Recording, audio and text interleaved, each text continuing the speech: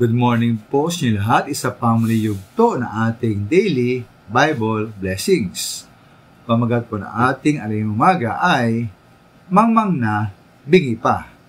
Mangmang na, bingi pa. Para po sa akin, hindi po katakataka na ang mayayaman ay lalong yumayaman.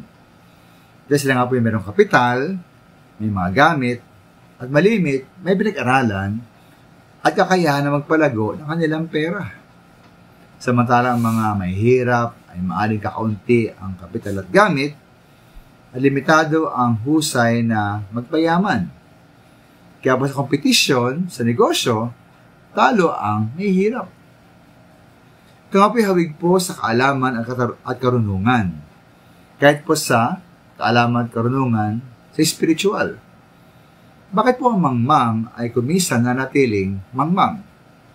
Dahil po ayon sa Kawikaan 18:2, ang mangmang ay walang kaluguran sa pag-uunawa, kundi mahiyag lamang ang kanyang puso.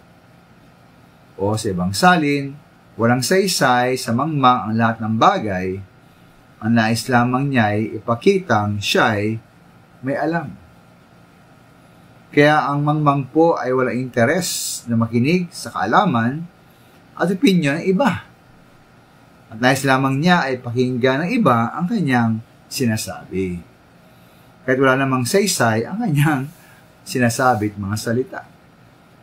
Dahil po dito na hindi siya marunong makinig sa iba, at marahil dahil sa sobrang bilib sa sarili, hindi siya lumalago sa kaalaman at natili siyang mangmang.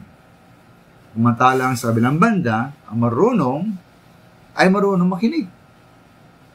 At may kita po ito, ang pagkakaiba nila o contrast sa Kawikaan 12:15, sabi po roon, akala ng mangmang ay siya lamang ang tama, ngunit handang tumanggap ng payo ang taong may unawa.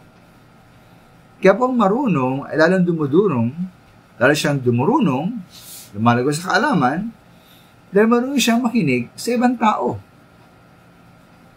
Ngayon po, paano kaya makakaahon ang mangmang sa kanyang kamangmangan kung ayaw niyang makinig po sa iba at tumanggap ng turo? Dapat niya pong aminin na siya isang mangmang at baka sakali matuto na siyang makinig at matuto mula sa iba. Maraming salamat.